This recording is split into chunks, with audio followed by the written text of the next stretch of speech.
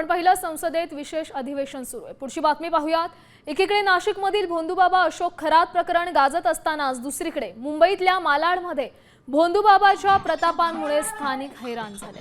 काय झालंय तर मालाडमध्ये राहणारा हा भोंदूबाबा आपल्या अंगात रविवार आणि गुरुवार या आठवड्यातल्या 2 दिवशी देवी येते आणि मी अनेकांच्या शरीरातील भूत उतरवतो असं म्हणत जादूटोणा करत स्थानिकांना फसवल्याचा आरोप त्यांनी केलेला।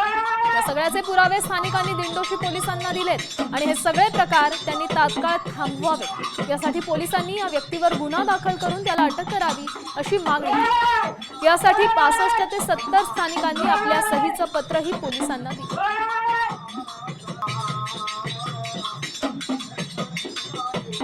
तर भोंदू रिदाम पांचाळ मालाड पूर्वेतील रहिवासी आहे।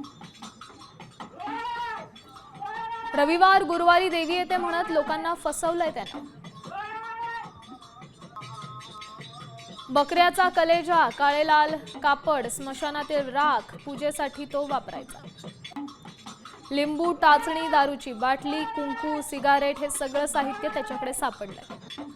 4 एप्रिलला गार्डनमध्ये शेकडो लोकांसमोर उघड जादूटोणा केल्याचाही त्या लोकांचा आरोप आहे।